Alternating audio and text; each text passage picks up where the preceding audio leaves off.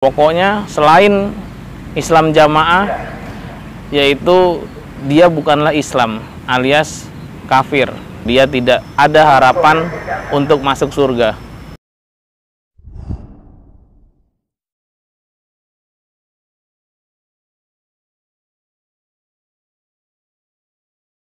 Assalamualaikum warahmatullahi wabarakatuh. Perkenalkan, nama saya Abdillah Fahmi, domisili di Karawang Barat, tepatnya di Komplek Sumber Barokah. Saya sejak kecil sudah berada di Islam jamaah. Sejak lahir, karena orang tua saya juga sudah masuk Islam jamaah dari tahun-tahun 80-an, mengikuti saudara-saudaranya. Dan saya sekarang alhamdulillah sudah tidak memiliki kepahaman Islam jamaah lagi seperti dulu. Karena dulu itu saya termasuk orang yang militan, orang yang mengikuti semua kegiatannya. Apalagi setelah saya mondok, lulus, lalu tugas, saya sangat keras. Pokoknya selain Islam jamaah, yaitu dia bukanlah Islam alias kafir. Itu yang ditanamkan sejak kecil. Bahkan dari cabai rawit pun, umur 5 tahun mungkin atau 6 tahun, saya sudah bisa membedakan mana orang kita dengan orang luar, bahasanya begitu. Mana wonge dewe, mana wong jobo. Sudah diajarkan sejak kecil. Pokoknya selain Islam jamaah, itu adalah kafir. Dia tidak ada harapan untuk masuk surga. Tahu nggak, dari kecil kan tahu tuh kode-kode 354. Iya, dari kecil kita sudah diajarin 354 artinya apa, 3 itu apa, 5 itu apa, 4 itu apa. 3 itu setahu saya Quran hadis jamaah, 5 itu 5 bab, 4 tali keimanan. Kenapa antum bisa keluar dari Islam jamaah? Ataukah merasakan ada penyimpangan pemahaman? Jadi ceritanya dulu begini, tahun 2017 itu saya masuk di grup-grup orang-orang jamaah, tapi yang mereka ini kritis. Ada imam, ada yang dapu ana di situ, mubalik daerah, ada Ustadz Iwan Hadi di dalam, ada Ustadz Ihsan Nurholis di dalam. Saya sharing-sharing di situ, kita diskusi. Mengapa kok surga hanya ada di Islam jamaah saja? Apakah yang lain tidak berhak surga? Tapi saya mulai janggal. Itu karena jargon ini tidak konsisten. Tidak konsistennya kenapa? Begini. Ketika kita menganggap di luar jamaah kita itu kafir, tapi kok di Mekah atau di Arab kita bisa sholat di belakang mereka dengan imam-imam yang ada di Arab itu. Tapi kalau di Indonesia kita nggak bisa. Lalu juga anehnya begini, ketika ada pejabat datang ke lingkungan kita menyambutnya dengan meriah, menyambutnya dengan betul-betul senang. Padahal pejabat itu bukan orang Islam jamaah, berarti dia tidak Islam bagi Islam jamaah itu. Akhirnya tidak konsisten. Banyak lagi seperti la islama juga. Saya juga diskusi tentang dalil la islama. Dalil la islama illa bil jamaah itu paling yang membuat saya bisa mikir. Karena apa? Yang pertama begini, katanya kalau kita tidak memiliki isnad, ilmu itu tidak sah. Katanya begitu. Oke, kita uji konsisten hal tersebut. Dalil la islama illa bil jamaah, la jama'ata illa bil imaroh, dan seterusnya. Itu diambil dari hadis Ad-Darimi. Sedangkan di pusat itu belum pernah mengkaji hadis Ad-Darimi. Saya menanyakan ini kepada mubalik-mubalik yang ada di sekitar tempat saya, mubalik kelompok, mubalik desa, mubalik daerah, dan jawabannya itu beda-beda. Jawabannya itu aneh. tidak konsisten. Ada yang jawabannya ya sudah mangkulnya seperti itu, Abah sudah mangkul. Ada juga yang jawabannya itu sudah termasuk 49 hadis yang dikuasai oleh Bapak KHN. Lalu saya tanya lagi, saya kejar, kira-kira 49 hadis itu apa saja? Mereka juga tidak bisa menjawab apa saja itu 49 hadis. Jargonnya selama ini adalah selain Kutubus Sittah itu adalah kitab karangan. Sedangkan kalau kita teliti di dalam teks atau cai banyak mengutip dari kitab-kitab selain Kutubus Sittah.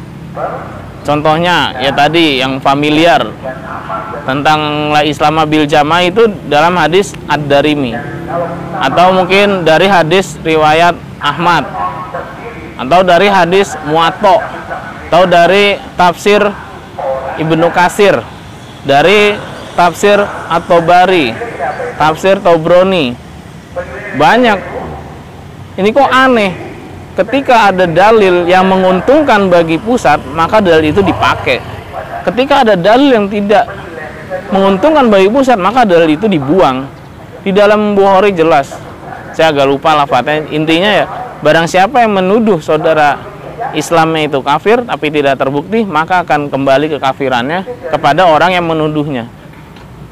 Akhirnya dari situ saya mulai berpikir-pikir lagi, infak sedekah itu adalah sunnah. Selain zakat ya, itu adalah sunnah. Tapi kalau sudah menjadi ijtihad, kok bisa menjadi wajib? Isrun itu kan infak sedekah bulanan, kok bisa nilainya menjadi wajib? Ketika tidak bisa membayar bulan ini, dibayar bulan depan.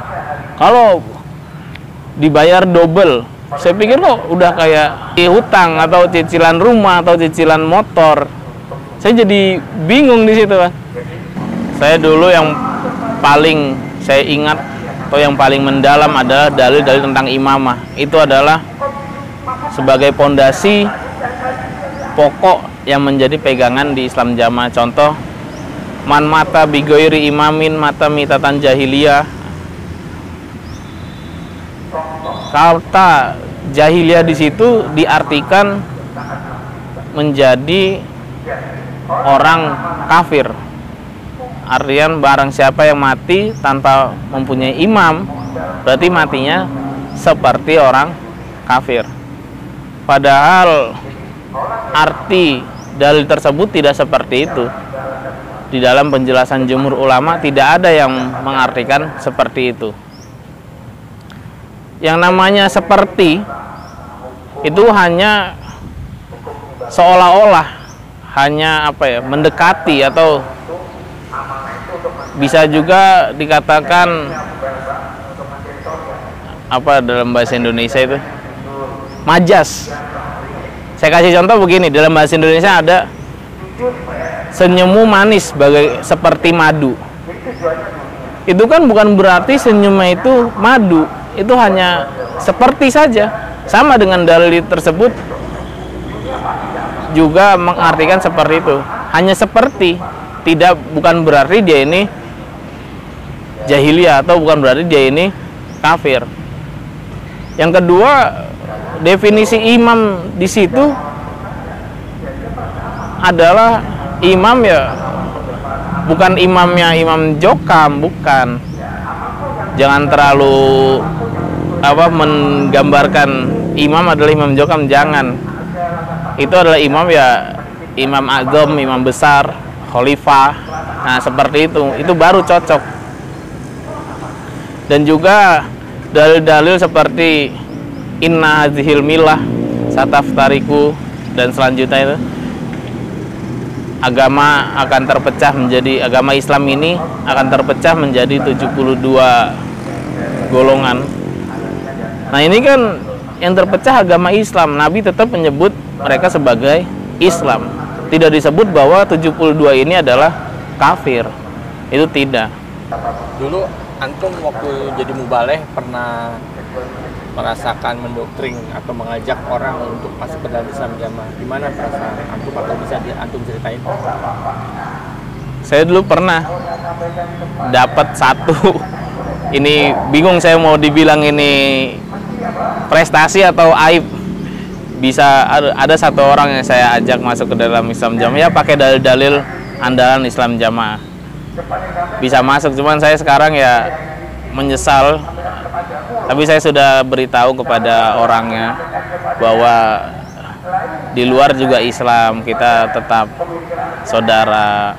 Disesalin sekarang ya gimana ya, mungkin bagi bahasa Jokam itu adalah amar ma'ruf, tapi kalau bagi saya yang sekarang, kalau itu bisa terulang mungkin itu agak, saya menyesal telah mengajak orang masuk ke Islam Jamaah. Saya misalnya nama, insya Allah mudah-mudahan Allah mengampuni dosa kita semua yang pernah amar ma'ruf kepada orang supaya masuk ke Islam Jamaah. Jadi ceritanya waktu tahun 2018, alhamdulillah saya sudah bisa sadar dalam diri saya bahwa ada yang salah dengan ajaran Islam Jamaah ini, ada yang tidak benar, tidak sesuai dengan ajaran Rasul. Itu semua mungkin dari hidayah Allah ya, perantaranya saya sering berdiskusi dengan seorang ustadz atau dengan mubalik daerah. Saya sering diskusi, akhirnya pikiran saya terbuka. Ketika sudah terbuka, alhamdulillah saya bisa tenang, bisa nyaman hidup di dunia ini. Sebelumnya saya ini sangat keras, bahkan waktu kerja di pabrik itu pernah sholat Jumat berdua di gudang, padahal di pabrik tersebut ada masjidnya, ada yang Jumatan, tapi saya nggak mau gabung karena di ajaran Islam Jamaah menganggap bahwa sholat di selain golongannya, sholat diimami yang imamnya ini bukan anggota Islam Jamaah, maka sholatnya tidak sah. Dari kecil sampai besar kita selalu didoktrin itu, ditakut-takutin itu. Namanya doktrin, seminggu 3 kali membekas di dalam hati, seolah-olah itu adalah kebenaran. Ternyata setelah saya diskusi ternyata tidak seperti itu. Yang paling saya bisa membuka adalah ketika membaca tulisan atau penjelasan seorang ustadz. Di situ ditulis syarat menjadi orang Islam adalah syahadat. Sedangkan dalam Islam Jamaah ini syahadat aja nggak cukup. Tidak cukup syahadat saja, dia harus berbaiat kepada imamnya. Kalau tidak baiat kepada imam berarti Islamnya tidak sah. Padahal banyak dalil-dalil yang mengatakan kita ini cukup syahadat itu udah Islam. Lalu setelah syahadat ya menjalankan semua konsekuensi daripada syahadat itu, ya seperti sholat, puasa, zakat, haji. Gimana perlakuan mantan atau teman-teman yang masih di Islam Jamaah terhadap antum atau teman-teman yang sudah hijrah? Kebetulan saya tinggal di komplek Islam Jamaah, yang mana komplek ini cukup besar. Ada sekitar 1.000 sampai 1.500 orang dewasa di situ.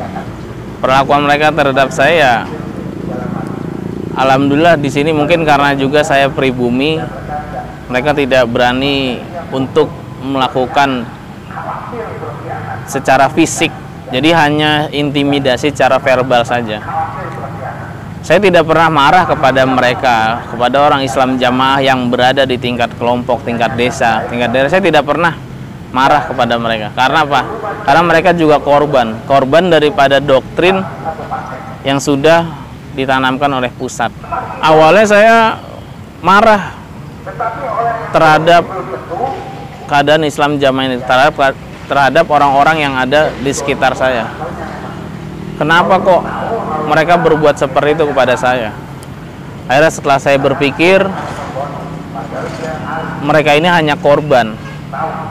Mereka juga kena doktrin. Mereka tidak tahu. Sampai-sampai ketika saya di lapangan atau sedang melihat perkumpulan orang Islam Jamaah yang banyak, saya selalu berpikir, ya Allah, ampunilah dosa mereka ya Allah, karena mereka nggak tahu. Dosa takfir itu besar, tapi mereka nggak tahu ya Allah. Mudah-mudahan mereka bisa mendapatkan, kita semua bisa mendapatkan petunjuk, dan mereka tidak lagi menjadi orang yang takfiri. Itu hal yang paling berakibat fatal. Dari takfiri banyak hal-hal yang dirugikan, yang harusnya tadinya suami istri menjadi cerai, anak mengusir bapaknya, bapaknya mengusir anaknya, lalu tidak diajak bicara lagi, tidak dianggap saudara, tidak dianggap teman lagi. Nah, setelah antum keluar, terus gimana lingkungan, terutama bukan mungkin di lingkungan Jokam atau di lingkungan orang-orang yang muslim semestinya? 2018 saya sudah mulai mengerti apa itu Islam, apa itu iman, apa itu ihsan. Akhirnya lambat laun setiap mengikuti kajian atau sambung di Islam Jamaah itu, kuping ini jadi panas. Gimana ya? Jadi banyak hal-hal yang mengandung syubhat. Contoh begini, saya paling ingat saat saya ngaji terakhir itu, sang penasehat mengatakan, kita ini sambung itu nanti akan menjadi pertanyaan di kuburan. Hati saya itu panas, ingin segera bertanya, apakah dalilnya Ustadz? Apakah ada dalil seperti itu? Tapi saya tidak mau ribut. Akhirnya saya mengalah, ya udah saya duduk sampai akhir di pengajian tersebut.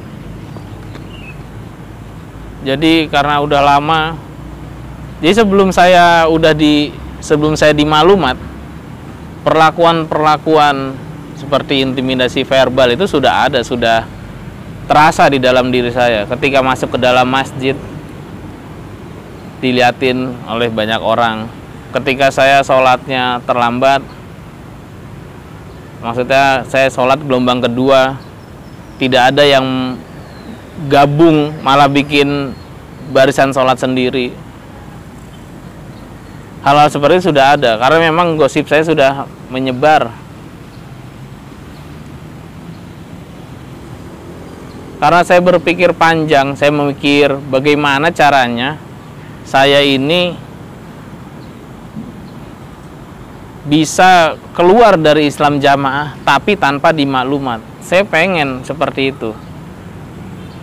Akhirnya saya menemukan cara, ya kita seperti pura-pura menjadi anak nakal di Islam Jamaah saja. Di Islam Jamaah itu banyak anak-anak yang dia ini ya jarang ngaji, ya nggak sambung, ya nggak teks, tapi tidak mendapatkan intimidasi verbal.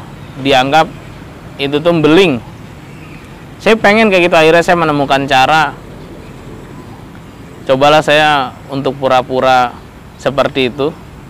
Akhirnya saya mulai mengganti style pakaian saya, menggunakan celana yang isbal. Kalau ngaji menggunakan kaos. Kalau ngaji di belakang.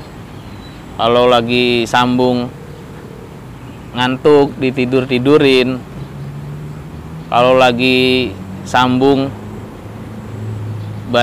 bukanya pakai Al-Quran bacaan. Saya sengaja melakukan seperti itu supaya dianggap menjadi anak nakal di Jokam tersebut. Alhamdulillah sudah banyak yang percaya, pengurus percaya, artinya sudahlah tidak usah diurus seperti itu. Tapi yang membuat saya ketahuan, nomor HP saya dilacak. Jadi meskipun saya di dunia nyata itu tidak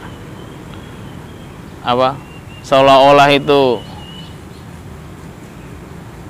tidak mengerti ilmu, seolah-olah tidak seolah tidak peduli dengan ilmu. Tapi di dunia sosmed, di WhatsApp, di WhatsApp terutama waktu itu di grup, saya cukup aktif. Mungkin karena dulu masih sedikit, akhirnya nomor saya dilacak, keluar foto KTP, data diri KTP. Akhirnya saya dilaporkan ke pengurus yang ada di daerah. Pengurus yang di daerah pun kaget saya menjadi orang yang seperti itu.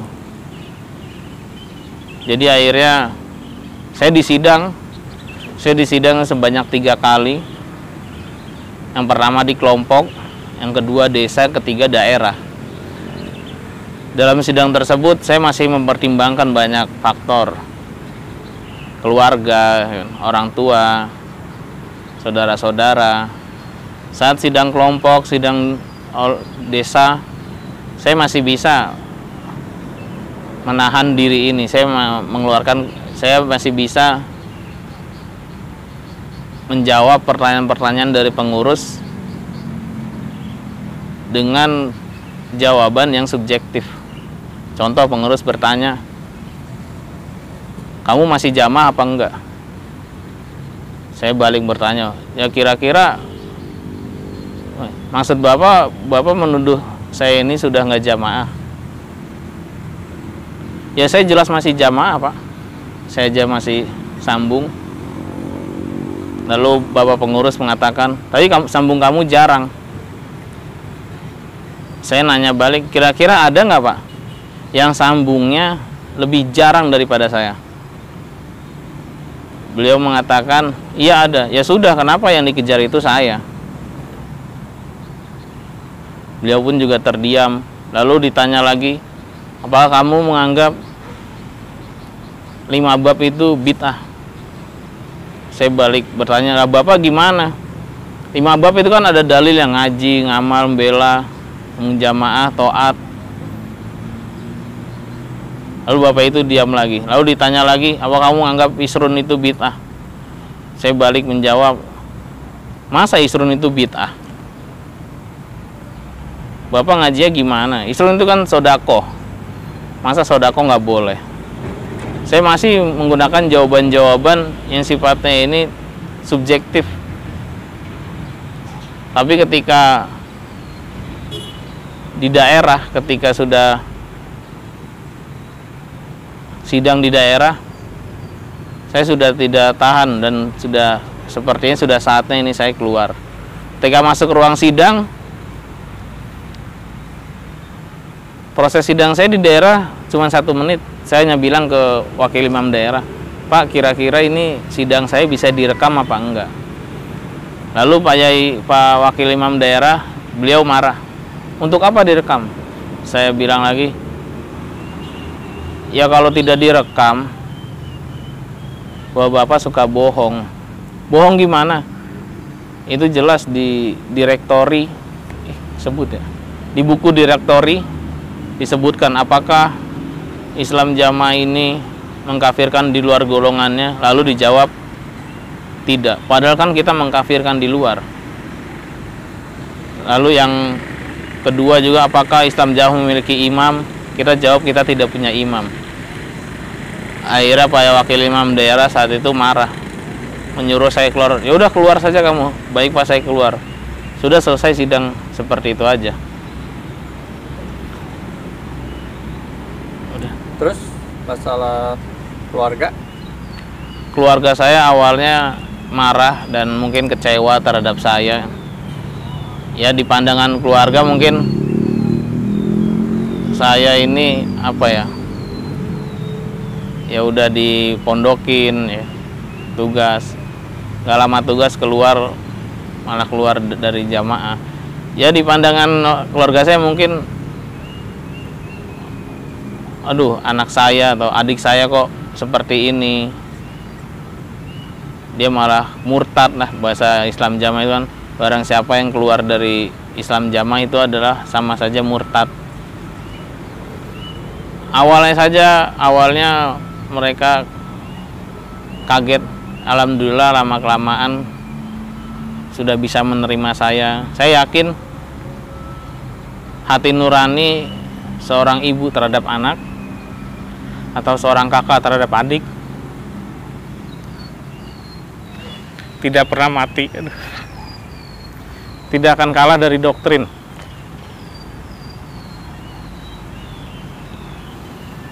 Itu yang saya pegang kuat. Ibu selamanya ibu, anak selamanya anak. Jadi saya tidak, ketika mengerti ada penyimpangan di dalam Islam Jamaah, saya tidak langsung keluar. Saya berusaha berdakwah dari dalam. Saya diskusi dengan mubalik di dalam. Saya diskusi dengan orang-orang yang ada di dalam. Rata-rata mereka mengakui bahwa jawaban saya ini lebih logis, lebih masuk di akal.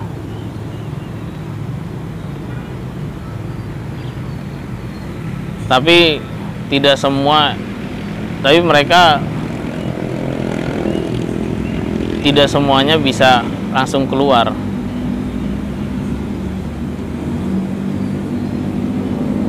Kurang lebih saya bunglon itu, atau bahasa saya berdakwah dalam itu 2 tahun, 2018 hingga 2020. Alhamdulillah ada beberapa juga yang bisa menerima, ada juga yang banyak yang tidak menerima. Saya menyimpulkan, karena sudah sering berdiskusi, akhirnya saya menemukan sedikit celah. Kalau lawan diskusinya adalah seorang mubalik, biasanya saya menggunakan dalil-dalil khas Islam Jamaah, dalil-dalil yang sudah familiar. Ketika lawan bicaranya adalah seorang awam, saya biasanya menggunakan logika-logika, akal-akal. Tapi ini tidak melewati batas, dan saya juga selalu menanyakan logika saya ini kepada ustadz, apakah benar, artinya dibimbing oleh ustadz. Misalnya dengan orang awam itu kadang-kadang saya bingung, mereka juga tidak tahu dalil-dalil yang ada di Islam Jamaah, tidak mengerti. Malahan ada yang mengatakan emang ada dalil seperti itu. Saya juga bingung dia ngajinya di mana. Akhirnya saya mengelompokkan lagi. Ada orang Islam Jamaah yang dia ini tidak paham dengan ideologi Islam Jamaah tersebut sendiri. Tidak paham pemikiran Islam Jamaah itu seperti apa. Ada juga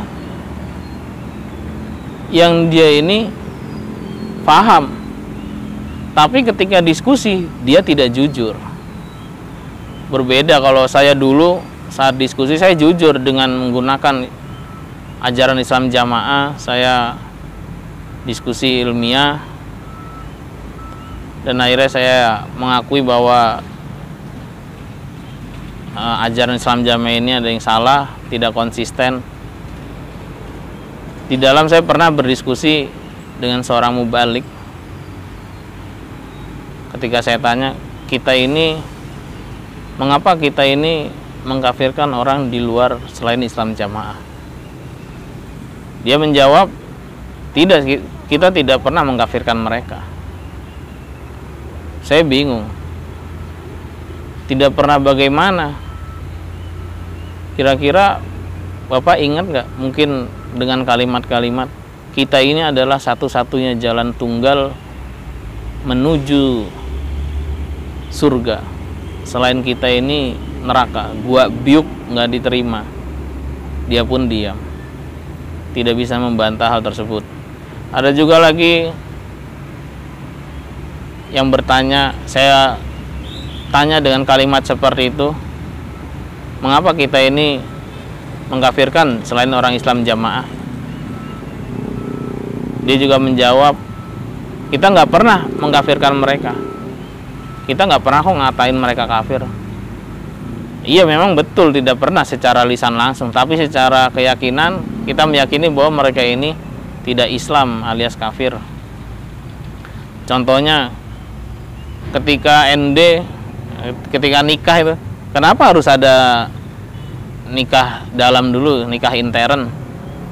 Kenapa nggak langsung KUA aja? Itu adalah bukti daripada takfiri. Atau ketika sholat, kenapa kok sholatnya harus dengan imam yang Islam jamaah?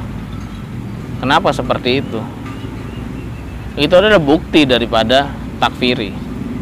Walaupun memang secara sosial kita tidak pernah mengatakan tunjuk hidung dia ini kafir, enggak. Cuman secara keyakinan kita meyakini kalau selain Islam jamaah adalah kafir, itu jelas. Tapi ada juga orang Islam jamaah ini yang dia ini mengakunya tidak takfiri, mengakunya. Tapi bisa saya katakan itu adalah oknum. Kalau ada orang Islam jamaah yang dia tidak menganggap selain Islam jamaah itu adalah kafir, itu adalah oknum. Karena secara ajaran Islam jamaah itu menganggap orang lain adalah kafir. Sama halnya dengan seperti ini. Di dalam Islam jamaah, rokok itu adalah haram. Ketika ada orang Islam jamaah yang merokok, itu adalah oknum. Itu bukan orang Islam, bukan ajaran Islam jamaah. Kadang mereka tidak paham dengan teori-teori seperti ini. Ya, pesan-pesan untuk teman-teman dan saudara-saudara yang masih di Islam jamaah yang mendengarkan cerita saya ini.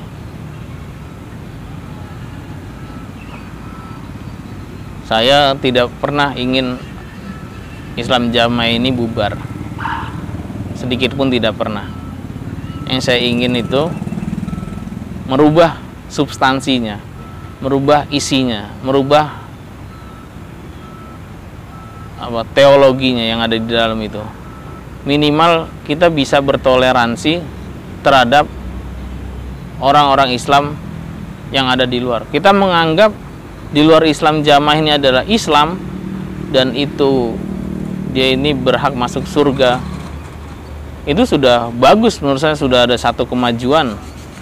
Kita bisa sholat bareng, kita bisa apalagi ya, bisa sholat bersama, tidak sembunyi-sembunyi, tidak harus nikah sama-sama Islam jamaah, tidak harus karena dengan adanya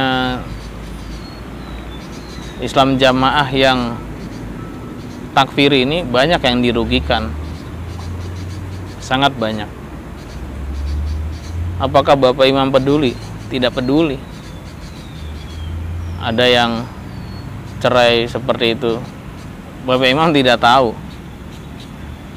Ada yang diboikot jualannya, Bapak Imam tidak tahu. Jadi saya berpesan itu saja, anggaplah orang Islam di luar golonganmu itu juga Islam. Kamu sah sholat di belakang mereka, kamu boleh menikahi mereka, tidak menganggap mereka ini sebagai kafir, sebagai murtad, sebagai najis, atau apalagi bahasa-bahasa dianggap wong jobo. Ayo kita lakukan bersama-sama. Saya bisa sholat dengan diimami orang yang Islam jamaah, saya bisa. Tapi kalau dibalik, apakah orang Islam jamaah mau diimami oleh orang yang bukan Islam jamaah? Minimal dia bisa seperti itu saja, itu sudah bagus bagi saya. Saya tidak berharap banyak. Saya juga tidak ingin ini harus membubarkan, tidak. Untuk apa dibubarkan kalau nanti bikin lagi dengan isi yang sama? Kan sudah berkali-kali dibubarkan. Saya juga bersabar atas ini semua. Karena pendiri Islam Jamaah pun juga sabar mendirikan Islam Jamaah, dibubarkan, bangun lagi, dibubarkan, bangun lagi. Dilakukan sudah puluhan tahun. Saya baru beberapa tahun saja udah belum ada bandingannya dengan ibaratnya pendiri Islam Jamaah untuk mendapatkan posisi yang sekarang ini, pengikut yang sebanyak ini, itu saja butuh puluhan tahun, butuh kesabaran. Apalagi kita ini yang baru berapa tahun. Jadi jangan, bagi saudara-saudara yang sudah keluar juga, itu juga jangan menyerah untuk dakwah,